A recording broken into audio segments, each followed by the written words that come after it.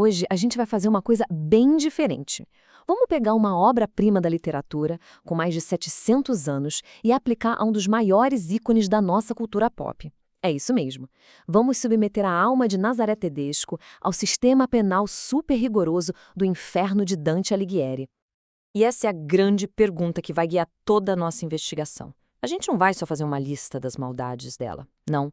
Nós vamos determinar o lugar exato, a punição precisa para uma das vilãs mais complexas e, vamos combinar, fascinantes que a gente já viu na ficção.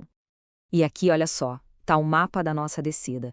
São as 6 etapas da investigação para a gente descobrir de uma vez por todas o destino final da inesquecível Raposa Loira. Ok, vamos começar. A nossa ré, Nazaré Tedesco, de Senhora do Destino, os crimes dela são lendários, todo mundo conhece. Mas hoje eles vão ser julgados num tribunal cósmico, um que funciona com uma lógica divina e que é absolutamente implacável. E o ponto-chave aqui é o seguinte: não é só uma questão de contar quantas coisas ruins ela fez. É sobre aplicar um sistema moral super complexo, onde a intenção por trás do pecado pesa tanto ou até mais do que o ato em si. E antes de mais nada, a gente precisa entender o terreno. Esquece aquela ideia de um buraco cheio de fogo e gritaria. O Inferno de Dante é uma estrutura lógica, quase uma burocracia divina, sabe? Onde cada punição é um espelho do pecado cometido. É esse sistema que vai ser a nossa lente de análise. Certo. Agora vamos dar uma olhada no mapa que vai nos guiar. Na estrutura do inferno. Pensa nele como um GPS moral, que vai rastrear a alma da Nazaré na sua descida, que, como a gente vai ver, é inevitável.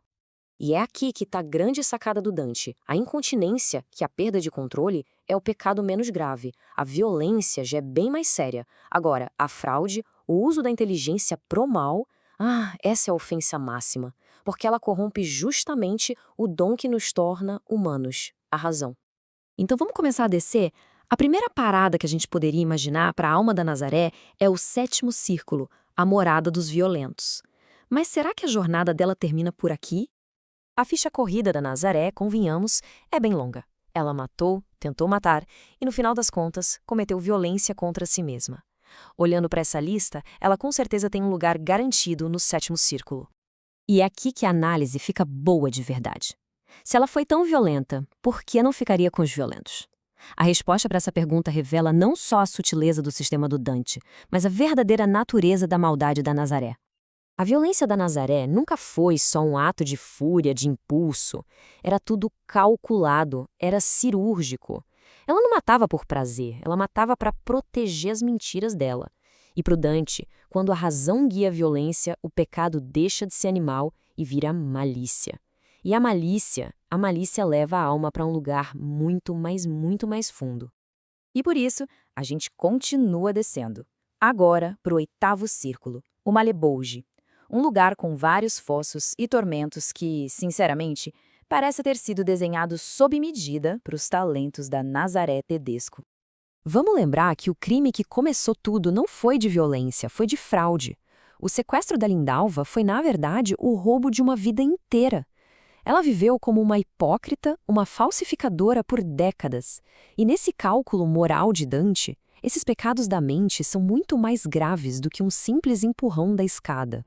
Mas mesmo aqui, no reino da fraude, ainda existe uma última e terrível distinção. Porque, veja bem, enganar um estranho é uma coisa. Agora, trair quem confia em você de olhos fechados, isso rasga o próprio tecido que une as pessoas. E é essa distinção que vai selar o destino da Nazaré no ponto mais profundo do universo. Chegamos. O destino final. O 9º círculo. O lago congelado de Cócito. Um lugar que não queima com fogo, mas que congela com a ausência total de amor, de calor humano. O lar dos traidores. E quando a gente coloca tudo na ponta do lápis, a conta fecha. Fica cristalino. Os insultos, a violência, a fraude. Tudo isso já condena, claro. Mas tem um crime que se destaca de todos os outros com gravidade máxima. O assassinato do marido, José Carlos. Ele não era um estranho, era a família dela. E essa traição ao laço mais sagrado que existe simplesmente anula todo o resto. E se ainda restava alguma dúvida, o próprio Dante nos dá a prova final. No canto quinto, a personagem Francesca, que está lá condenada por luxúria, revela que o marido dela, que a matou, está destinado a Caina. Caina é a primeira área do nono círculo reservada especificamente aos traidores da própria família. O precedente está criado. O veredito é claro. O destino dela está assilado. Mas agora, vamos entender a natureza da punição. Porque no inferno de Dante, o castigo nunca é aleatório. Ele segue uma lei poética e terrível, conhecida como contrapasso. A ideia do contrapasso é que a punição se encaixa no crime como uma luva.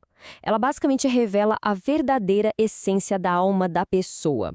E a punição da Nazaré, como a gente vai ver, é uma obra-prima de ironia divina. Pensa só nessa simetria, nessa ironia perfeita e terrível.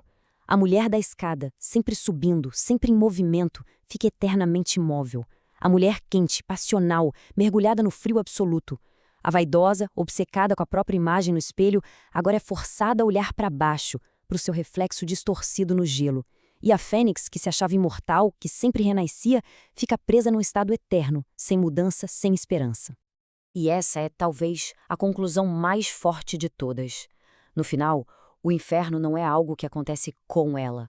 O inferno é ela, materializado. O gelo de Caina é só a manifestação física do coração frio e calculista que ela mesma escolheu ter durante a vida toda. E tudo isso nos deixa com uma pergunta para refletir.